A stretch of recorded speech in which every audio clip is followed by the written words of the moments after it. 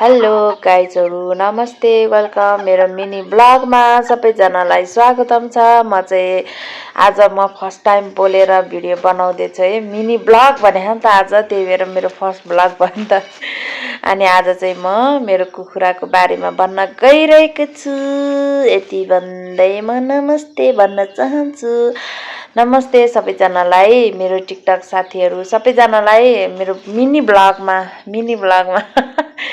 अनि मैले चाहिँ मेरो कुखुरा चाहिँ 10वटा छ है। 10वटामा 5वटा भाले, 5वटा पोथी छ है। अनि त्यहाँबाट यो भाले यो कुखुरा पालेको चाहिँ 3 महिना भयो के, 3 महिना भइसक्यो मेरो। अनि यिनीहरूलाई चाहिँ मैले के दिन्छु भन्दाखेरि पहिला सुरुमा मैले जाँडको त्यो के जाँड पारेको कट हुन्छ नि, हो त्यो जाँडको कट छान्छु। अनि जाँडको कट अनि त्यहाँबाट चोकर अनि धानको भुस अनि दाना मिसाएर दिन्छु। अझै नपुगेर मैले थप्दै मोल्छु के, धेरै मिलाउँछ नि त। अनि मोलेर दिन्छु यिनीहरूलाई मैले। अनि यिनीहरूको खाना चाहिँ मैले 3 टाइम दिन्छु। बिहानको 7 बजे दिन्छु, 7 बजे, कहिले त अब झ्याउला त 8 बजेतिर नै हुन्छ नि त, 7 बजे भित्रमा दिन्छु के, दियो भने चाहिँ 7 बजे। अनि मैले फेरि दिन्छु 2 बजे 1 बजेतिर दिन्छु। अनि त्यहाँबाट फेरि 3 बजे, फेरि बेलुकाको 4-5 बजेतिर दिन्छु, 5-6 बजेतिर दिन्छु।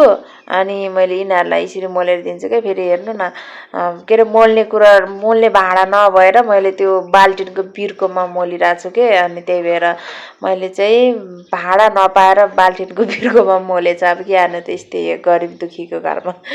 अनि त्यहाँबाट मैले चाहिँ यिनीहरूलाई यसरी मोलेर दिन्छु कि बिचरा यिनीहरूलाई छानेन भने चाहिँ जाड लाग्छ अरे। त्यही भएर मैले चाहिँ मजाले निचारेर दिन्छु क्या। जाड लाग्दाखेरि मेरो कुखुरा ढल्छ जाड लागेर। त्यही भएर म चाहिँ यसो मेरो क्यामेराम्यान नपाएर मैले चाहिँ भित्तामा ठडाएर म पनि यसो हेर्नु पर्यो भनेर गरिकन नपुगेर फेरि थपेको। म हेर्नु पर्यो भनेर अगाडि मोबाइल ठडाएर अनि के अरे इँटामा राखेर अनि म पनि यसो देख्छु कि भनेर यसो आइदिएको के, भिडियोमा आइदिएको।